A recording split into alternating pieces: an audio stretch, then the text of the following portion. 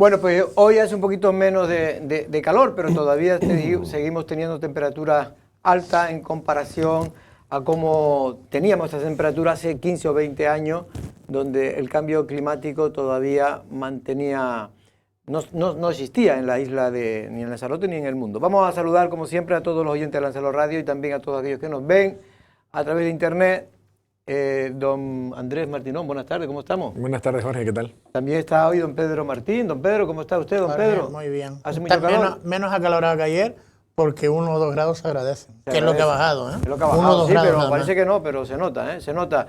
¿O no, don Tomás López, cómo estamos? Pues sí, la verdad Se que nota, ¿no? además hay aire, o sea, se nota un poquito más de brisa por lo menos, que estaban quietos Sí, los días hasta porque antes de ayer. está soplando un poco precisamente el alisio, pero lo cierto es que el buen tiempo también, Andrés, ha provocado que otra nueva embarcación, en este caso procedente del continente africano, haya alcanzado las costas de Lanzarote. Es verdad que, como siempre, avisan con tiempo para que para que sean rescatadas, ¿no? Sí, de hecho fueron rescatadas creo que a 36 millas, ¿no? Al este de Lanzarote. Son 66 personas. Yo creo que la noticia está, o al menos así lo enfocábamos en la redacción de informativos, en la suma total. Es increíble porque con las 4 de ayer y la de hoy, creo que son 300 personas más y se suman ya 14.000 y pico personas. Las que han llegado a Canarias. En lo que va de año, Y claro, estamos hablando... No, eso es a Lanzarote, es a Lanzarote. Y el año pasado, a esta altura, que fue récord, íbamos por 2.000 y pico. O sea que estamos hablando de unas cifras espectaculares. Es verdad que había aflojado de últimas, pero tuvimos un inicio de año muy potente. No sé si y la para palabra es completar correcta. los datos, en el día de ayer se sumaban 200 y pico a Lanzarote y 500 a Canarias. Los inmigrantes que habían llegado al Hierro, creo que fue al Hierro y a Tenerife, creo que llegaron en el día de ayer también. O sea Dos que... cayucos. No, pero a ver, Andrés, lo que hemos recibido lo que va de año son 14.000 en Canarias. No. Sí, 14.000. Es que, hombre, yo sé que a ustedes cuando pasan de 1.000 euros ya no saben contar, pero sí, son 14.000. ¿Qué materialista eres? 1.000 euros, no, 1.000 personas. No, digo porque eso me decía un amigo. Dice, yo cuando ya pasan de 1.000 euros ya... Lo que han llegado a Lanzarote ahora mismo son 2.376 personas, lo que ha recibido Canarias en lo que llevamos de año ahora en 2023 en comparación a 2024. Yo creo que estás leyendo mal. Creo que lo estás leyendo mal. No. ¿No? Esta crisis que va más, no de para cifra, cuanto menos llamativa. En lo que va de año, Canarias ha recibido 14.030 inmigrantes hasta la fecha. En el mismo periodo de tiempo, del 23 arribaron 2.376 personas. Esas son las cifras reales. En cualquier caso, mucha gente y con los medios todavía, sobre todo menores, con muchas dificultades para poder atenderlo. Por cierto, hoy tuvimos por aquí, Andrés, a la que fuera consejera no electa de Podemos de Medio Ambiente del Cabildo de Lanzarote, que ya saben que tuvo sus problemas con el Partido Socialista, también con su gente de Podemos, sobre todo con los consejeros que estaban en ese Cabildo de Podemos. Pero hoy ha venido aquí y le hemos cogido unos cortes, Andrés, a Elena Solís, porque es una de las personas, ella pertenece a Ecologistas en Acción, que, bueno, han hecho estudios y se han pronunciado en contra de la explotación de las llamadas tierras raras. Esos permisos que varias empresas han solicitado para explorar en 3 zonas de Fuerteventura. Sí, en 3 zonas, en 3 municipios distintos de Fuerteventura. Y bueno, ya ayer había una reacción, bueno, importante también de la FECAI, ¿no? De los representantes de los cabildos de toda Canarias, mostrándose contrarias a la implantación o a esas prospecciones de esas tierras raras, que vienen a ser una especie como de minerales, ¿no? Con los que se elaboran determinados componentes, pues para teléfonos móviles, puede haber pues vehículos eléctricos sobre todo para las baterías. Sí, baterías y aerogeneradores y demás. Claro, Elena Solís lo que viene a ser, la verdad que es una miembro destacada de Ecologistas en Acción, de hecho es la coordinadora en materia de minería, o sea que si ya tienen hasta como departamentos, ¿no? Lo que viene a decir ella es que se están incumpliendo muchísimas cosas, que no se está haciendo con ningún consenso, se vanagloria también de la respuesta que ha tenido y ella destaca el impacto que tiene. Dice que incluso el movimiento de esas tierras llega a levantar cierta hasta radioactividad. Luego el impacto sobre la tierra, sobre la población y espera que este movimiento contrario pues haga frenar estos proyectos que están como en una fase inicial. Yo no sé exactamente cuál es el nombre, pero ella cree que se puede detener con Sí, porque están autorizados por parte del gobierno de Canarias. Sí, de la Consejería de Creo que Industria, son 3 zonas de prospección en Fuerteventura, que también tiene el mismo color político, por lo menos está presidido por Coalición Canaria, y que está intentando presionar para que se paralicen.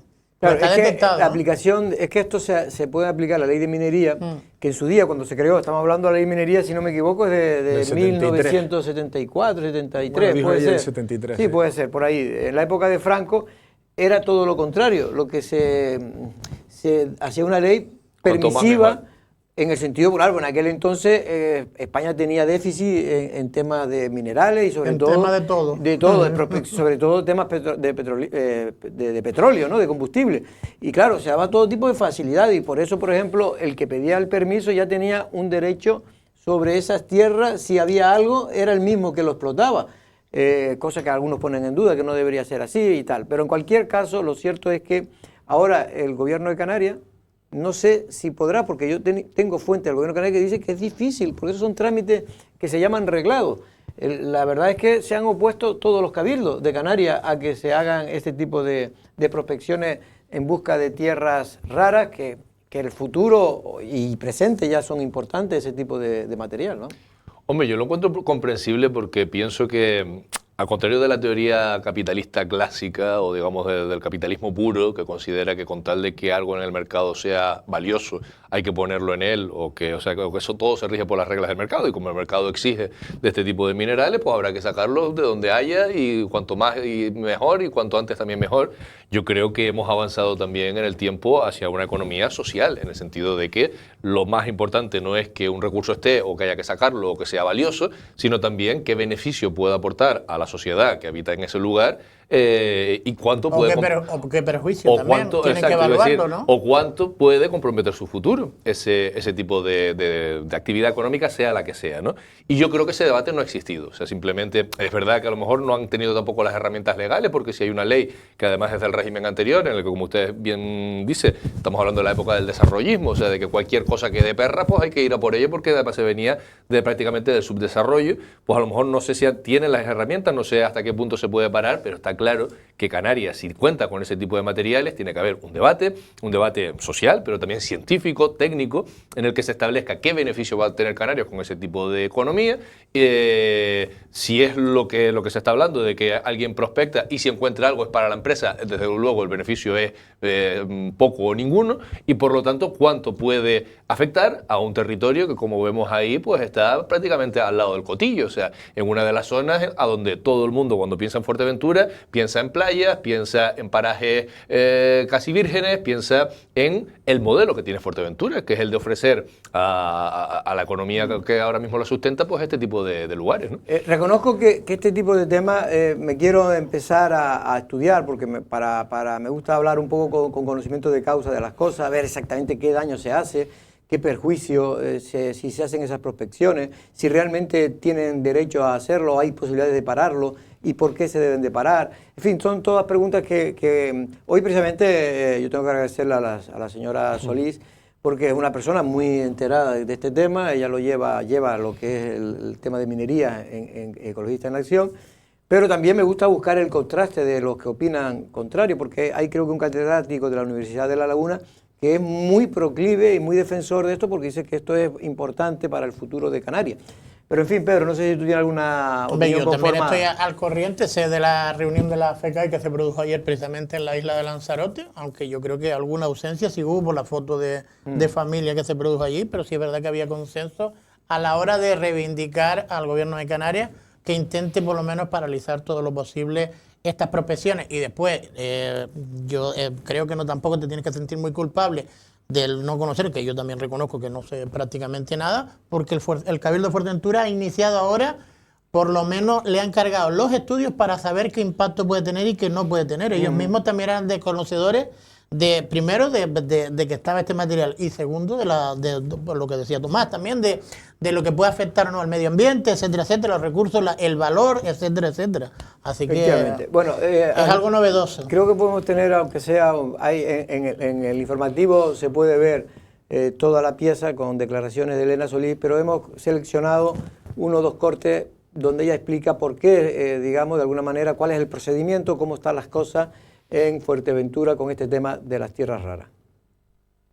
Fuerteventura está patas arriba porque hay un proyecto en la parte de La Oliva, otro proyecto en el Ayuntamiento de Pájara y otro en el Ayuntamiento de Puerto del Rosario, sumando en total más de 100 y pico cuadrículas mineras, lo que se puede interpretar como unos 40 kilómetros cuadrados, si no más. Estamos hablando de que va a haber una afección enorme a los espacios protegidos, va a haber una afección al agua y va a haber una afección a las personas, a la salud de las personas, porque estas rocas, al molerlas, sueltan la radioactividad al torio y eso no lo controlas.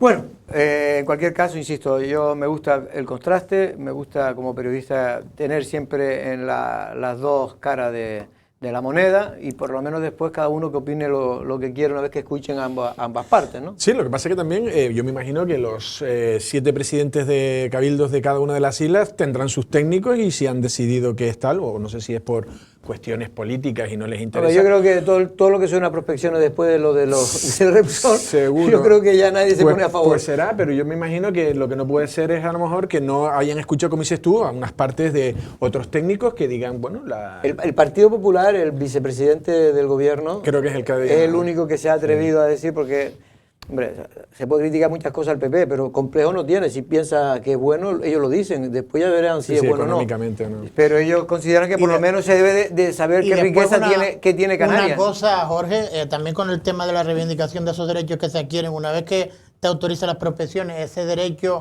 a también explotarlo, eso también se trató. ¿Te acuerdas cuando tú estabas precisamente encabezando ese movimiento, Tomás? Se paralizó o no fue productivo o no fue rentable la extracción de petróleo y también dejamos de intentar cambiar esa legislación que también se habló en su momento, el de que tuvieran también derecho a explotarlo. Eso tiene habrá que ser un poco persistente en estos temas. Tiene una cierta lógica, aunque es verdad que es también un tema especulativo que emplean las grandes multinacionales, porque si tú haces una prospección y tienes derecho a poder sacar lo que encuentres, es lo que te permite que los bancos te den dinero, porque los bancos no te van a dar dinero, que son prospecciones súper costosas. La de Repsol costó más de 100 millones de euros. Sí, pero los bancos no son los dueños también de... las petroleras no son los dueños de los bancos, porque está todo relacionado. Todo está relacionado, eso es verdad. Pero bueno, en cualquier caso son también temas especulativos. Las grandes productoras de petróleo tienen muchas propiedades, entre comillas, porque eso le sube la expectativa y por lo tanto ganan más dinero, suben las acciones y los bancos tienen como más, para poder crédito y tal, pues tienen como avales, digamos, ¿no?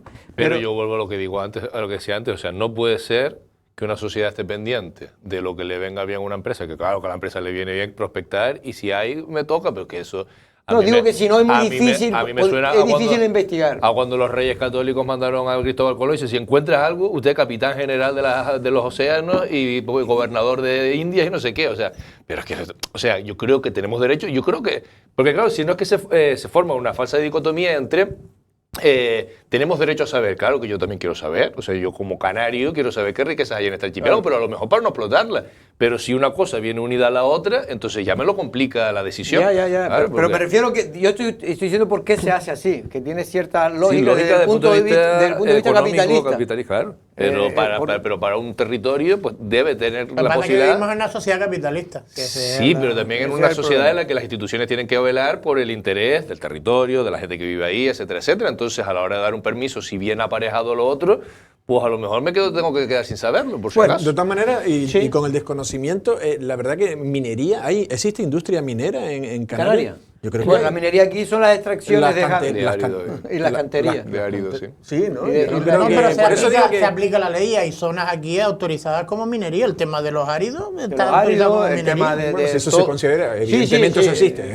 Eso sí, sí lo contamos. Pero aquí lo que no hay es minería pura y dura de minas y esas cosas. El problema de todo esto es que también se transformaría el territorio, porque yo tuve la oportunidad de ver ahora con la polémica esta de la posibilidad de extraer las tierras raras, es que se crearían una especie de minas como Río Tinto hizo en su momento en la zona sur de la península, ¿no? Con esa especie de bajadas en montaña, que te comes toda la montaña, etcétera, etcétera, que es bastante agresiva con el territorio, sí, en Huelva, sí.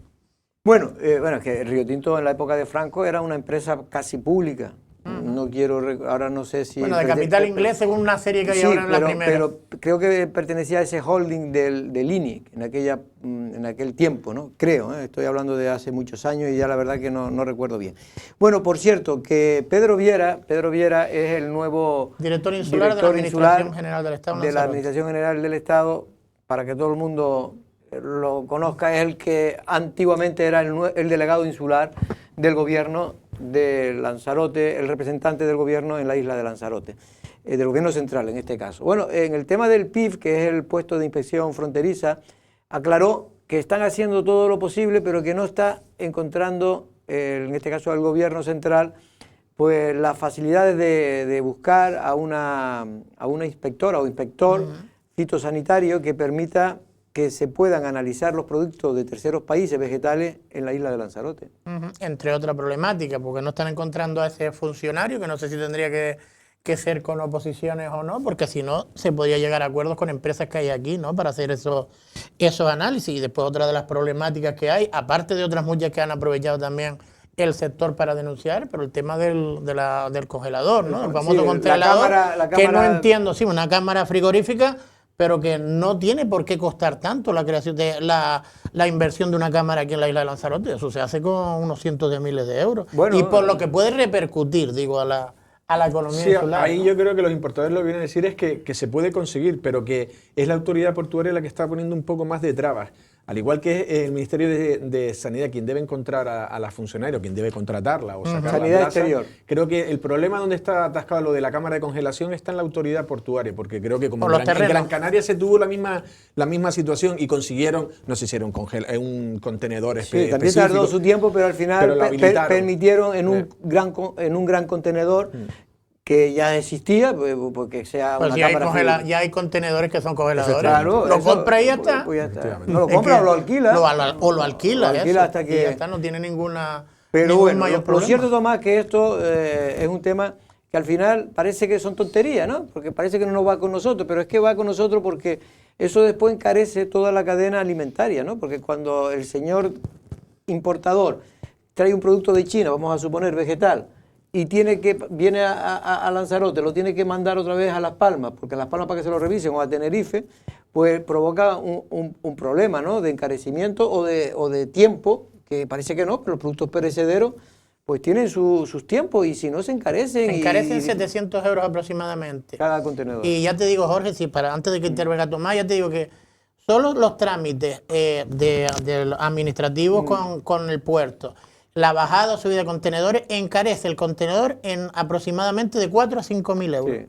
Así que imagínense usted, por el tema de la lucha contra la inflación, a lo mejor se podría flexibilizar. Yo no sé, llevamos 20 y pico años, yo por lo menos llevo 20 y pico años oyendo hablar primero de la instalación del PIF, del Producto de Inspección Fronteriza, y después de los problemas que ha dado o que sigue habiendo con respecto a esta instalación. O sea, vamos a ver. Lanzarote tiene la población que tiene, además ha reducido muchísimo porque nos hemos apostado todas las cartas de la baraja a un mismo sector que es el de servicios y por lo tanto todo depende del exterior, o sea, nuestra subsistencia depende del exterior. Y aquí entonces el debate es si los lanzaroteños tenemos que pagar más, porque obviamente si este tipo de servicio de inspección en fronteras no lo tenemos aquí, pues tiene que pasar el barco o la mercancía por otro puerto de Canarias y luego venir a Lanzarote, o si se hace una apuesta decidida porque una población residente grande y una población flotante también inmensa, pues tenga ese tipo de... Pero es que ni lo uno ni lo otro, o sea, ni hemos apostado por una mayor, digamos, vamos a decir, no de Lanzarote, pero incluso de Canarias, ¿no? O sea, el tener mayor producción de productos frescos del archipiélago, sino que cada vez importamos más, pero que además esa vía de la importación también se le colocan estos foniles o estos problemas, ¿no?, a la hora de entrar, o por lo menos que encarecen. Y el problema de la cesta de la compra es grave para muchísimas familias, ¿no? Bueno, pues vamos a ver si se busca una solución. Pedro Viera, tampoco vamos a echar la culpa a él. Él llegó justo cuando, nada más llegar, se enteró que el día anterior se había ido la inspectora porque había cogido una plaza en tema de la enseñanza. Por cierto, que hoy estuvo Agrocanaria en Lanzarote, o mejor dicho, se presentó que se va a hacer el concurso de Agrocanaria, que es un poco la cata de vino y de queso, ¿no? Bueno, sí, exactamente, yo creo que ya arrancó. Ya arrancó, Agrocanaria, y yo creo que es de vinos específicamente. Arranca ahora hasta, no sé si son el fin de semana próximo, el del 27 y 28. Esto luego, bueno, se hacen las catas, luego ya se dirá el nombre de los ganadores y luego ya se hará esa entrega oficial de premios. La verdad que es una prueba que se consolida, por ejemplo, en todo de temas de vinos y quesos, quien, bueno, muchas veces también entregan muchas diversas categorías, pero normalmente suele ser noticia cuando algunos de los productos, los caldos lanzaroteños o los quesos, que también son muy premiados, pues bueno, pues es un premio que reconoce la labor de quienes están intentando pues mejorar unos productos que la verdad que en quesos y vinos Canarias ha dado un salto exponencial, y la verdad que hoy se celebraba ese arranque de Agrocanarias en los Jameos de la UAM, y ahí estamos viendo, bueno, está Alfredo Villalba, alcalde de Aría, estamos viendo de pesca, o de Agricultura, Ganadería y Pesca, y Luis Arraez, que es el gerente del ICA, ¿no? Estamos viendo a la parlamentaria, ¿no?, de Coalición Canaria, ¿no? Creo que... No sé a Cristina. Sí, a Cristina Calero, sí. Bueno, por cierto, y también a Luis Arraez, que es el director del ICA. Por cierto, que creo que Lanzarote presenta 16 vinos, digamos, para ser catados. Bueno, estamos viendo a todo el grupo de gobierno de Aría, que también... Ahí está viendo al compañero Fernando. Bueno, pues tiene razón, ya está empezando a catar entonces, ¿no? Sí, yo creo que empezaban ahora y hasta... Pero son bastantes días, creo que son bastantes días. Y luego ya será una deliberación y luego se entregan, que no sé si se va a hacer en Tenerife, cuando se entregan los premios, y donde ya digo que normalmente suele ser noticia, pues a lo mejor, pues como has dicho tú, si de 16 vinos de Lanzarote, pues a lo mejor 3 o 4 de distintas categorías, pues salen vencedores. Pedro, ¿ya Pedro no lo invitaron a esa cata, Pedro? No, yo no soy catador de vino. No, que yo sepa, no. Los fines de semana dice que cata usted tampoco, vino, tampoco. Mira, si el vino triunfara por lo que pruebo yo el vino, mal les iba, reconociendo que es un sector importantísimo y que se hacen muy buenos caldos en la isla de Lanzarote. Pues yo y Pedro, tienen mucho reconozco mérito, que los fines de semana me gusta catar los vinos de Lanzarote. ¿Sabes qué? Yo eso es una de mis... Mira, yo tengo un par de frustraciones con respecto a los gustos generales de todo el mundo. Yo nunca he podido saborear y que me guste una cerveza fría cuando hay calor. Y dicen que es una maravilla, pero yo no me gusta la cerveza, no me gusta el sabor. Pero y después el vino, no sé valorarlo. ¿Usted no bebe? Yo sí, un cubatito. Ah. Un cubatito. Lo digo así claramente. Bueno, solo mío con cubata y ya está. Pedro, el cubata es una cosa que le gusta a mucha gente. A mí me gusta un roncito amarillo, un roncito blanco después de comer. Después de comer, y no siempre. Yo no soy un gran bebedor, ¿eh? Así me gusta, don Pedro. Nada, yo voy a decir que con este tipo de certámenes y de ferias como Agrocanarias, se pone de relieve que hay un par, según las islas, ¿no?, de productos estrella que realmente les sacamos partido, en el sentido de que obviamente la agricultura en Canarias nunca va a ser una agricultura intensiva ni capaz de competir con la de lugares que sean más amplios en territorio, con más recursos, por ejemplo, como el del agua, etcétera. Pero sí que tenemos un tipo de suelo y una cultura, una tradición que permite que haya emblemas, que uno es el vino, obviamente, otro es el queso, pero creo que tenemos que empezar a multiplicar o a hacer crecer esa gama, ¿no? O sea, Lanzarote... No solo quedarnos en el queso y el vino. También se cata aquí la sal. Recordemos que también hubo un concurso de sal que se celebró en La Graciosa. Y esas iniciativas están bien, pero tenemos que multiplicarlo. Y eso, Agrocanarias yo diría que es como el último paso, o sea, ese momento en el cual se hacen las catas y se premia cuáles son los mejores y hay una serie de expositores y tal, pero antes yo creo que hay muchísimas cosas por hacer. O sea, desde conectar, por ejemplo, a una parte de la juventud de nuevo con el sector primario. O sea, si tú vives en Titerroy, Altavista, Valterra y no has visto crecer nunca nada en tu vida, pues difícilmente vas a tener... Claro, pero para eso también está la educación, por ejemplo. ¿Por qué no más ciclos formativos, más formación profesional de una agricultura de calidad? Yo que yo sepa, por ejemplo, está Teguise, si tiene nuevas innovaciones. Con innovación, exacto, que sea capaz de... Pues ya tenemos... El vino, por ejemplo, da rendimiento y hay gente que... Pasa que el vino, por su ciclo, pues necesita mano de obra, sobre todo en la vendimia, ¿no? El resto del tiempo, pues, más especializado, digamos, ¿no? Pero la batata, la cebolla, o sea, cultivos que han sido emblemáticos en Lanzarote, que yo estoy convencido que la gente sería capaz de pagar más, como somos capaces de pagar más por una botella de vino de Lanzarote que por la del pescadito que te venden en no sé dónde, ¿no? Pues eso creo que es una labor pendiente de la isla y de toda Canarias. Bueno, y gracias a los inmigrantes hay mucha gente que ha podido, muchas empresas, pequeñas empresas y medianas, del sector tanto ganadero, ¿no? Sí, como también Hoy precisamente de bodega, desayuné yo con un agricultor que es de origen magrebí, por ejemplo. Sí. Precisamente creo que tenemos el corte de una de las personas que trabaja para el ICA o para Agrocanaria, Andrés, que precisamente se trata de un inmigrante que vino a Canarias en patera hace 20 años y ahora es catador. Valoras un poquito la tipicidad, valoras un poco la variedad, la zona, valoras un poquito el vino equilibrado, valoras un poco la manera de vinificar y la manera de hacer un buen vino, ¿no? Por suerte, pues yo creo que Canarias es una de las zonas en la que el vino habla de dónde viene, el vino tiene tipicidad, el vino tiene cultivo regenerativo, que es una de las cosas creo que más importantes a día de hoy, cultivo regenerativo, cultivo biodinámico, cultivo ecológico, pequeños productores. Yo creo que Canarias es pequeño productor. Bueno, pues efectivamente parece que es una de las personas catadoras y se ve que ha entendido en vino de Canarias.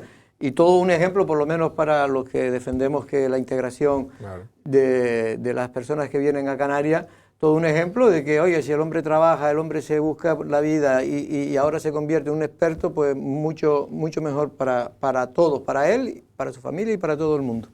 Bueno, por cierto, que Pedro Sanginés declaraba ayer en el Supremo, en este caso por la causa que se sigue contra él, que se instruyó en la isla de Lanzarote a través del juez Jerónimo Alonso, que posteriormente, al ser, como estamos viendo a Pedro en el Senado, pues se ha trasladado la causa al Supremo por estar aforado. Pero es verdad que no utilizó esa prebenda, entre comillas, que tienen los senadores del aforamiento, y porque en este caso el Tribunal Supremo no pidió el suplicatorio al Senado para que pudiera declarar, pedir el permiso para que pudiera declarar, pues se presentó voluntario, renunció al aforamiento. Renunció al aforamiento y en este caso declaró. Bueno, vino a ratificar todo lo que él había ya dicho en sus anteriores, en el periodo de instrucción, que él primero dijo que él no había presentado la denuncia, que a él la Guardia Civil en concreto... Hay que recordar que este caso es una denuncia que pone la familia por injurias y calumnias en un procedimiento... Por denuncia falsa. Sí, por denuncia falsa, pero en un procedimiento en el que hay que recordar que la justicia en un momento dado instruyó la causa. ¿Cómo puede haber una denuncia falsa cuando la justicia instruyó, incluso imputó a gente? De verdad, de mi punto de vista, es que no tiene ni pies ni cabeza. Bueno. Pero porque esto efectivamente mucho coincide con lo que usted está diciendo, pero es cierto que este caso nace porque cuando Pedro Sanginés es presidente del Cabildo, llega a la presidencia del Cabildo, estoy hablando hace 2009, creo que fue. Se produce la Operación Unión y Pedro Sanginés va a declarar voluntario para ponerle sobre la mesa al juez lo que había pasado en la cocina. No, Pedro es llamado por la UCO, que fue lo que desmintió, fue llamado por la UCO a declarar en la Guardia Civil y declaró sobre este tema. En calidad de testigo. Y luego, posteriormente, él no fue al juzgado a presentar ninguna denuncia, fue el Consejo de Administración de los Centros Turísticos, que en aquel entonces presidía Astrid Pérez, quien presentaba la denuncia por presuntas irregularidades que se cometieron en la contratación de obras por parte de los centros turísticos en los jameos del agua para mejorar el tema de la cocina. El hecho de que se adjudicara esas obras, en ese entonces era Carlos Espino, el jefe de los centros turísticos, el jefe político, me refiero. Consejero delegado. Y contratara con esos servicios a una empresa de un militante del PSOE, pues levantó cierta suspicacia y luego pues se comprobó, según ellos, según digo, la denuncia que presentó en su día a los centros turísticos, que se había al menos habían dos facturas que estaban, entre comillas, infladas, es decir, que habían contratos de 200 y pico mil, 225.000 euros y después se convirtieron en 700.000 y otras dos facturas eran sin contrato, es decir, que se había pagado por un dinero que seguramente el empresario había ejecutado, pero que no había una justificación de una contratación. Lo cierto es que Pedro sigue manteniendo esas acusaciones. Él dice que lo que él declaró fue porque era lo que le dijeron los técnicos y que sigue manteniendo que efectivamente se produjeron, al menos desde su punto de vista, contrataciones que no estaban avaladas pues por Hombre, y no podía caer, incluso si fuera erróneo, no podía haber caído en el error cuando hubo incluso un magistrado que imputó a gente basándose en eso. Más va a ser, yo creo que está más que razonado que hasta un presidente pueda caer en error si hubo ese tipo de denuncia falsa, ¿eh? Que no sé si, por lo menos yo es que creo que se puede poner siempre una denuncia y después si no hay procedimiento te la archivan. Fue un caso muy conocido, Tomás, no sé si tú coincidiste también, No, parte de tu etapa de político, ¿coincidió algún tema de esto? No, porque esto es anterior. O sea, sí, no, pero se discutió también. Sí, se habló. De todas maneras, para seguirle la carrera política a Pedro Sanginés hay que tener demasiados créditos de Derecho, de la carrera de Derecho, porque de verdad es complejo, o sea, a veces meterte... Pero sí que... Si él, ahora, desde la ignorancia, si él acudió en calidad de testigo, yo entiendo que un testigo tiene que dar un testimonio fehaciente, verdadero, ¿no? Entonces, y además... Es que tiene que prometer y jurar que lo que es verdadero. Y que es a veces es mejor ir de imputado que de testigo. Sí, porque de imputado imputado a tu puede favor mentir. puedes decir algo que... Pero como testigo tienes que... Entonces, si desde un juzgado, entiendo que esto se tomó primero por un juzgado de instrucción y que ahora se ha tenido que elevar al Supremo porque... El que él está dirige forado. Alonso, O sea, yo no soy nadie, pero si un juzgado de instrucción y después el Tribunal Supremo lo ha terminado citando, es que algo habrá observado de que su testimonio, alguna sospecha habrá. No, el Tribunal Supremo lo tiene que citar obligadamente. Y porque pasó la causa, automáticamente hace el senador. Y ahora tiene que celebrar el juicio. Sí, yo no estoy Sí, diciendo quien lo instruyó es Jerónimo Alonso, es quien pueda cuestionar que eso haya llegado hasta el Supremo es por la instrucción de Jerónimo Alonso. Yo también hay que recordar un poco que esto hay que ponerse en contexto. Esto fue clave también el empresario al que se le compraban las cocinas, era un afiliado del Partido Socialista, había un movimiento ahí de ruptura entre el sector de Carlos Espino y otro que podían...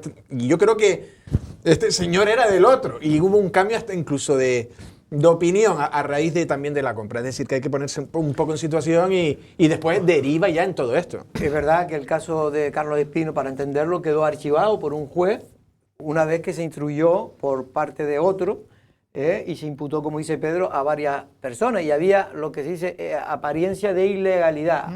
Apariencia de ilegalidad no quiere decir que sea ilegal, pero eso es lo que se estaba esto y después analizando. ya en ese archivo el nuevo pacto de gobierno que surgió del gobierno que dejó Pedro Sanginés, bueno, cuando abandonó Pedro Sanginés el gobierno, el del Partido Popular con Astrid Pérez, y bueno, Astrid Pérez no era consejera, pero era la presidenta del partido, y Dolores Corujo desistieron de recurrir a ese archivo.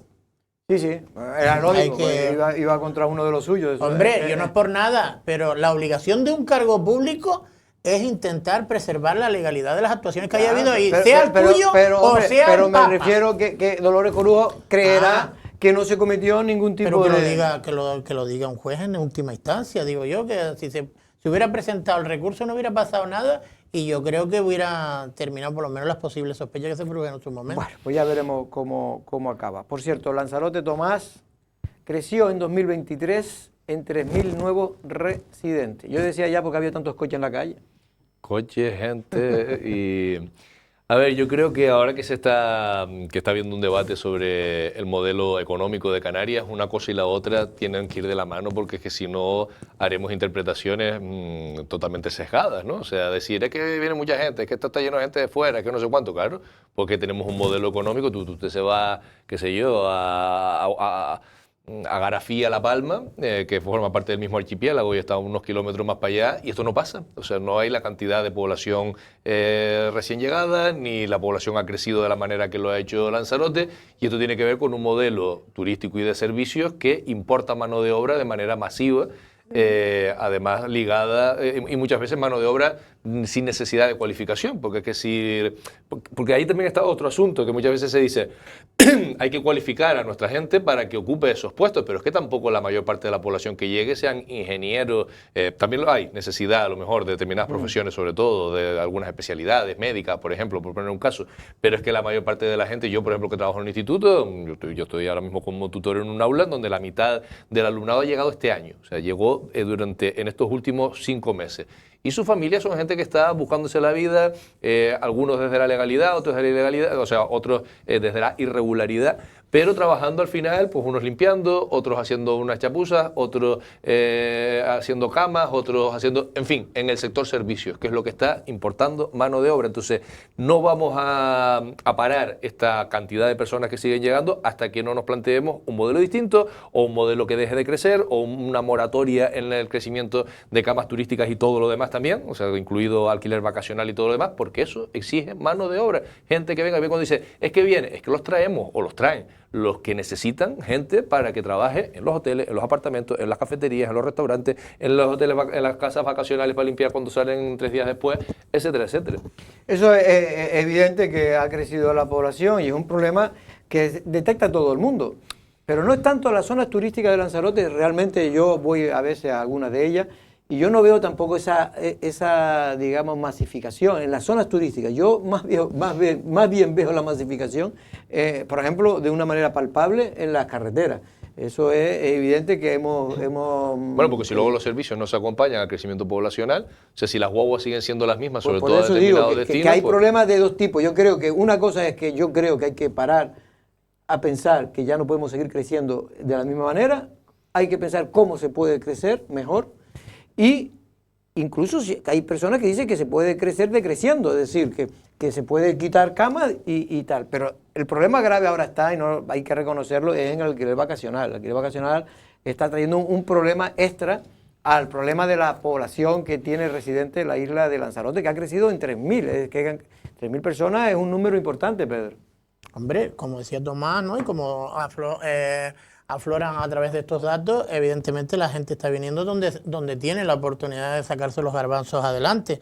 Otra cosa es que haya infraestructura suficiente, carretera suficiente, sanidad suficiente, o recursos sanitarios suficientes, vivienda suficiente para atenderlo y que no se produzcan problemas sociales como parece que sí se están produciendo. Yo entiendo, si lo relacionamos, por ejemplo, con la manifestación del próximo sábado, que es un cúmulo de situaciones. Empezó a lo mejor el caldo de cultivo con el tema del turismo, pero estamos viendo que tampoco, yo soy de los que opina que el turismo es una bendición y no un problema, y que todo esto se podría, como mínimo, empezar a controlar si hiciéramos los deberes y, por ejemplo, uno de los instrumentos que son los planes de ordenación estuvieran perfectamente actualizados, que eso ya sería una quimera, o si tuviéramos mejores infraestructuras, etcétera, etcétera. Yo lo que creo que no podemos... Se aliviaría bastante la situación, yo creo que simplemente en adaptar a la nueva situación que tiene Lanzarote, no ahora, es que Lanzarote necesita nuevas infraestructuras sanitarias, educativas. O mejores, yo no digo nuevas,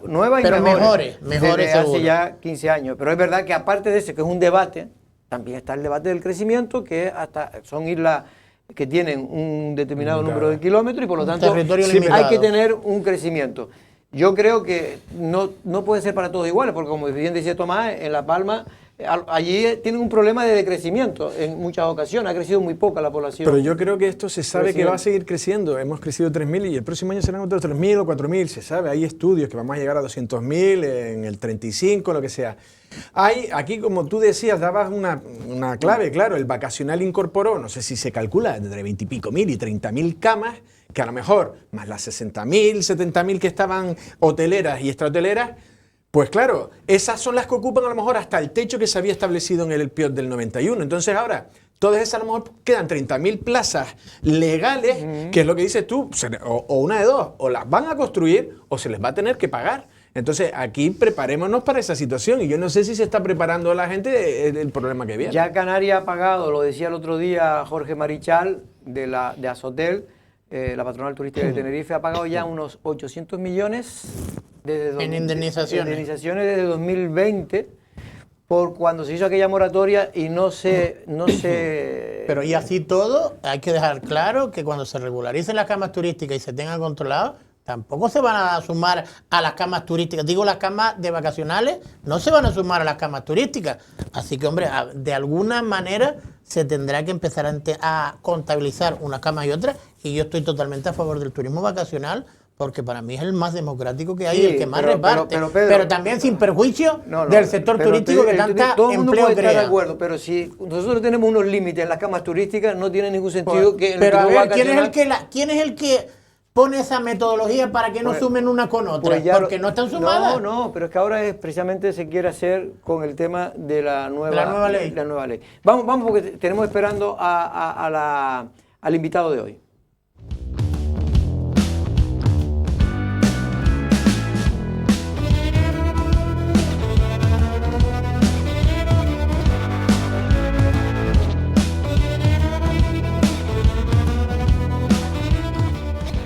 Bueno, pues recientemente la Confederación Empresarial Lanzaroteña tuvo elecciones y salió elegida como nueva presidenta Beatriz Salazar. Buenas tardes, ¿cómo estamos? Buenas tardes a todos y todas. los que Bueno, nos ven. Beatriz, antes de nada lleva escasamente 2 semanas, 3 semanas, ¿no? En el cargo. No llegan las 2, a final de esta semana. Pero es verdad que tú ya Sí. eras miembro de la Junta Sí. Directiva anterior, ¿no? Exactamente, sí. Bueno, la gente dice que realmente estaba ante Paco Martínez de presidente y tú de vicepresidenta. No, estaba de secretaria general. Ah, de secretaria general. Exacto. estaba Porque de decía que habían cambiado para que todo quedara igual, dice. No, yo estaba de secretaria general y de vicepresidente estaba Rafael, el del Consejo Regulador. Ah, vale. Bueno, Beatriz, vamos con los temas. Vamos a ver, una de las cosas que te ha marcado, según he podido leer, pues entre otras cosas, es poner lo mejor posible a las empresas de Lanzarote en su, digamos, dándole el valor que tienen. En este caso, que muchas veces tú crees que se puede tener la sensación de que sirve como las empresas, y sobre todo las empresas turísticas, como dice Jorge Marichal, el presidente de Azotel, como piñata que todo el mundo le da los palos. A veces Bueno, justamente y otras injustamente. Yo creo que sí, que un poco sí, y más bien injustamente que justamente, porque el turismo a nadie se le oculta que es el motor de la economía canaria, ¿no? Y bueno, cuando el cero del Turístico. COVID turístico, pues ahí quedó manifiesto, pero pese a que ya nos estamos olvidando un poco. O sea, yo no digo que no haya que regular un plan turístico más sostenible para abordar pues el crecimiento demográfico, etcétera, pero sí creo que tenemos que ponerlo en valor la industria que tenemos, porque es la envidia de muchísimas comunidades, con lo cual creo que está generando ahora mismo, como todos saben, el 40% del empleo directo, de indirecto ni hablamos, y el 35% de la economía, con lo cual creo que es muy importante el turismo y no se le puede atacar según de qué manera, ni hablar de cualquier forma en cualquier sitio, ¿no? Creo que hay que tener un respeto con los empresarios turísticos que además han invertido mucho y que yo creo que han hecho los deberes, han creado nivel en toda la planta hotelera y en la época de COVID precisamente aprovecharon para mejorar sus infraestructuras, etcétera, y creo que sí, tengo que decir que estoy de acuerdo con él. ¿Y crees que, y ahora dejo a mis compañeros, que se puede estar creando falsamente para mí, yo creo que no existe turismofobia en Canarias y menos en Lanzarote, pero sí es verdad que hay gente que siempre ha estado en contra del turismo, ¿no? Haya poca o mucha gente, haya razones o no razones. Pero ¿crees que se puede estar generando este sentimiento de contra la industria turística y el turista en sí mismo, como ya está ocurriendo? Aquí en Lanzarote la verdad que no se ha visto, yo no he visto casos, no sé si ha visto alguno, pero en Tenerife sí se ha visto alguna que otra pintada, en fin, tampoco hay que darle más importancia porque son alguna que otra pintada por ahí, diciendo turistas go home, que te vaya a tu casa, en fin. Claro. ¿Crees que este tipo de cosas se sabe cómo empieza pero no cómo termina? Hombre, normalmente creo que son pocos que hacen mucho ruido. Francamente, creo que hay mucha gente que es consciente de la realidad, está trabajando para el sector turístico. También se le hacen críticas que si el convenio no es bueno, que si los salarios no son buenos, no, comparados con otro tipo de convenios y otros salarios, y además eso lo hace la negociación colectiva, con lo cual están de acuerdo los sindicatos y están de acuerdo las patronales. Es verdad que este año hubo ahí un medio desencuentro entre el 4 y el 5%, pero es verdad que normalmente hay un acuerdo y a raíz de ahí se trabaja. ¿Que hay que trabajar en otros planos dentro de los convenios sindicales? Sí. Considero que hay que renovarlos, considero que hay que actualizarlos y considero que donde está habiendo ahora mismo una oferta de empleo que no está siendo cubierta realmente, una de ellas es la construcción, pero también es la hostelería. Y es verdad que ha bajado las tasas del paro en Lanzarote, vamos a ponernos más cercanos, 7.700 y pico creo que está. Pero es verdad que no se quiere trabajar en las ofertas turísticas, no se quiere, se convoca por parte del empresariado. Y en cuanto a la formación, incluso son SAMAS o nosotros que tenemos como centro integrado de formación, exactamente, ahí está habiendo un problema importante. Entonces yo creo que hay que actualizar esos convenios, hay que quitar lo que ya está del ciclo pasado y ponerlo en su sitio y promocionar dentro, porque claro, ¿qué pasa? Que en otros sectores tú necesitas una titulación para poder trabajar, pero es que en el turismo cualquiera es camarero, pues no. Si queremos dar la calidad que queremos y queremos pedir una calidad turística superior, tenemos también que en paralelo conseguir mejores formación y tener mejores trabajadores. Entonces, claro, ahí hay una mesa de debate que creo que hay que abrir, un melón en el que tenemos que trabajar, porque ahora mismo está habiendo verdaderamente problemas. Yo estaba viendo ahora mismo que me comentaban sobre... bueno, y vamos a hablar después de la formación, pues ya lo dejamos para pero vamos a dar juego a la mesa. Bueno, yo en este caso hablaba el otro día con Beatriz y me quedó fuera del informativo una pregunta que te hacía, y era la construcción, ya lo has comentado. Sí. Si hay algo que hay demanda, es vivienda. O sea, es decir, que la economía que desea más de oferta y demanda, que haya demanda. Es decir, ¿la construcción se va a poder reactivar? O tú, el otro día me hablabas de una serie de complejidades. Ya se están anunciando en vivienda pública, ya hay 160 por aquí, Osvaldo Betancourt ya dijo otras tantas. Pero iniciativa privada, ¿va a haber, se va a recuperar el sector de la construcción como la pudimos llegar a ver? Bueno, vamos a ver, yo la bolita de cristal no la tengo, pero ya me gustaría. Pero sí que es verdad que en el sector de la construcción también hay mucha burocracia. Entonces, es verdad que cuando vamos a pedir autorizaciones a los ayuntamientos, te tardan 1 año y medio, 2 años en conceder una licencia de obra mayor. Tú quieres crear viviendas.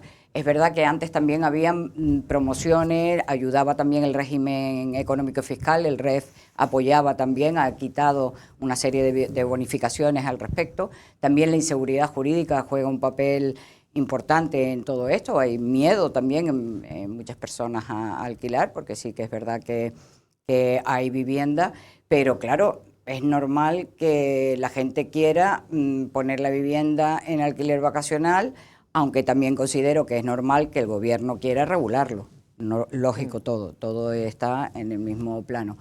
Que vaya a conseguir las mismas cotas pues no lo sé, porque ya de entrada no quieren trabajar tampoco en la construcción. ¿No? Con lo cual, por ahí se oyen voces de si legalizar a los inmigrantes, darle unos papeles determinados para que todos aquellos empleos que no quieren llegar a la población local coger, pues que se les pueda dar una formación y que puedan integrar y empezar a crecer en esto.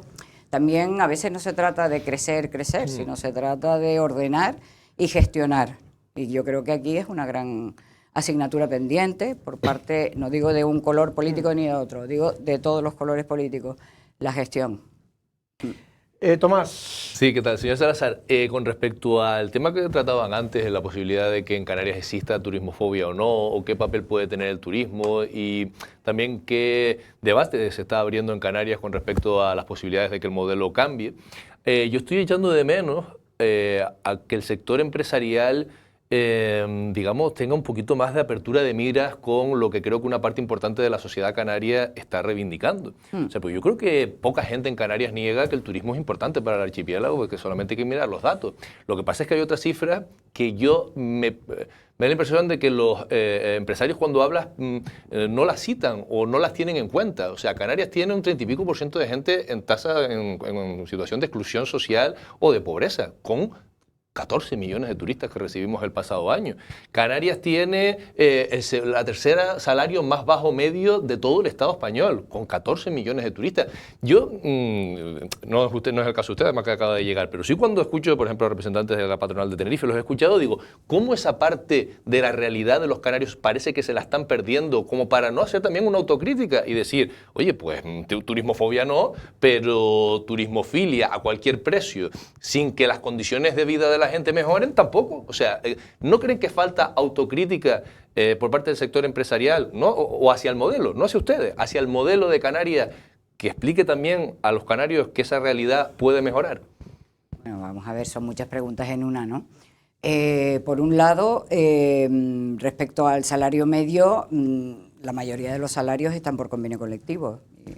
Ahí no hay tutía. O sea, quiero decir que otra cosa es que la realidad en Canarias, por la lejanía, o en Lanzarote en particular, por la doble insularidad, pues todo esto se multiplique y sea mayor el gasto para vivir el día a día.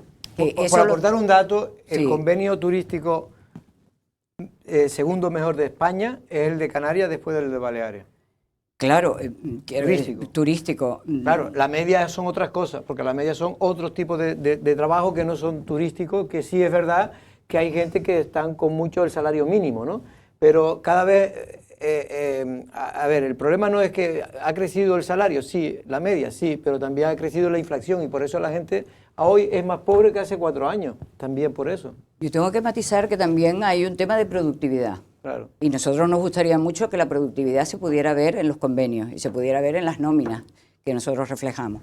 Pero si nosotros aportamos un fijo y después una productividad complementaria, eso se considera después algo que ya queda en la nómina y queda como algo adquirido por el trabajador. Yo creo que debería de haber un variable que vaya en función también de la productividad y que se nos permitiera de esa manera aumentar o disminuir en función de cómo esté en ese momento el turismo en este caso, o cualquier sector de la producción, ¿no? Sí. De la economía.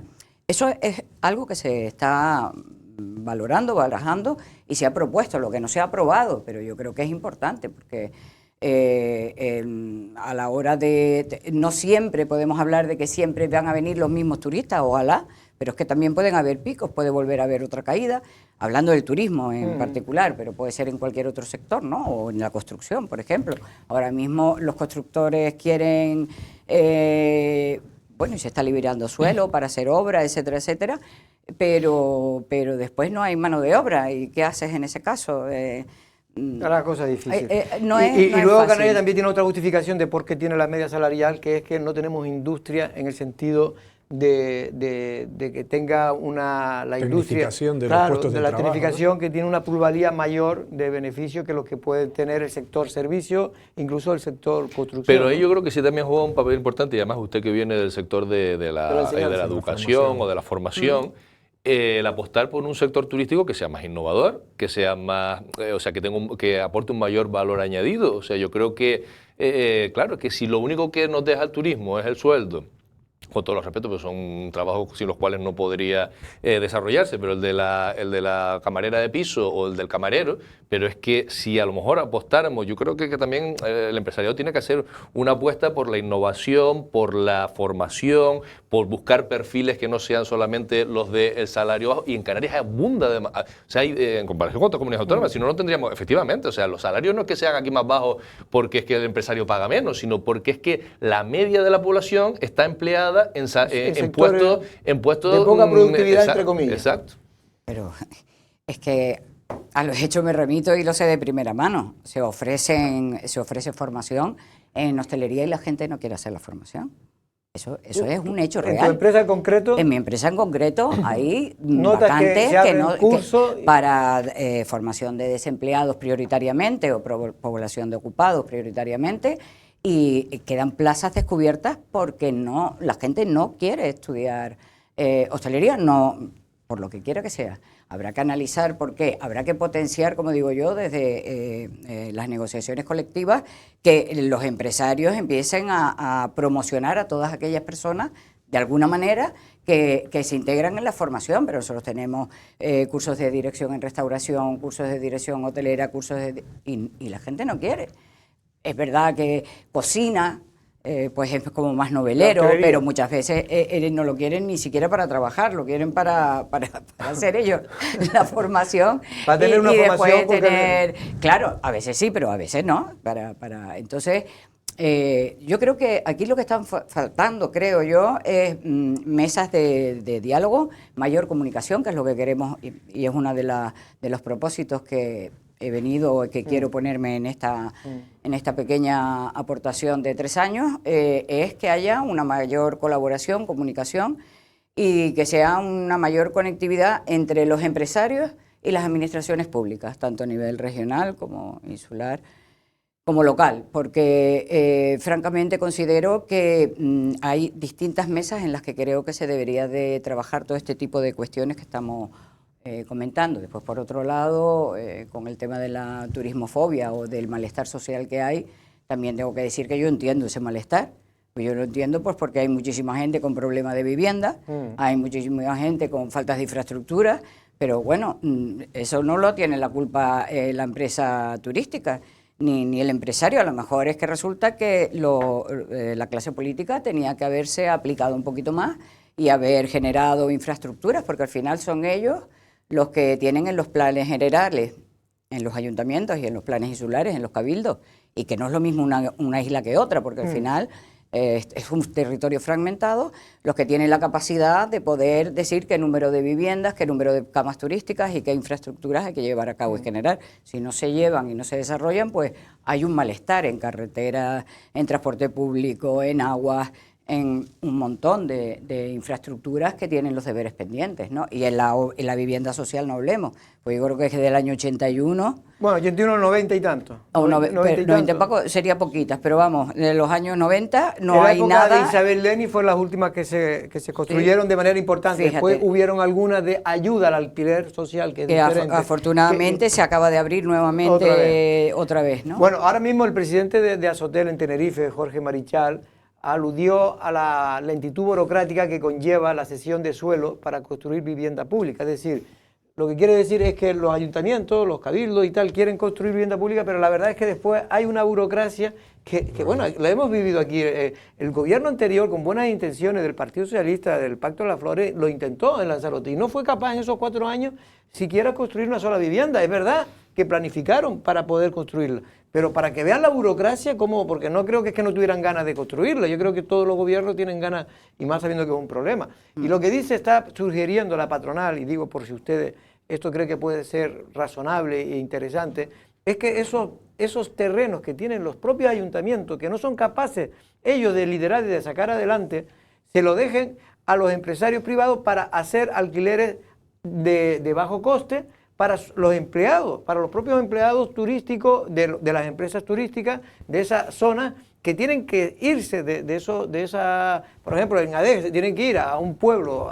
lo cual eso significa más combustible, utilizar medio de transporte, pues normalmente el coche, en fin, que dificulta. Pero ellos lo que dicen, oye, pero estamos pidiendo a la FECAM que se reúnan, pero no se ponen de acuerdo los políticos, porque unos dicen que sí, otros que no, y la realidad es que después está la casa sin barrer. Yo soy una ardiente defensora de la colaboración público-privada.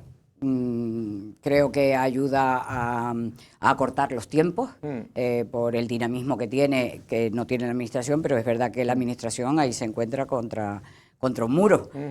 Si no tardan menos en poder dar las autorizaciones para poder desarrollar los planes, por mucho que hagamos, pues se tienen que poner las pilas. De ahí un poco que de más allá, pues desde la Confederación comentamos que había que aligerar un poco todo el tema de los trámites burocráticos, modernizarlos, hacerlos más asequibles para que se pueda dinamizar la economía. Es que nos estamos encontrando, muchas veces se te van las ganas, empiezas a hacer un proyecto y te quitan las ganas. Y te aburren.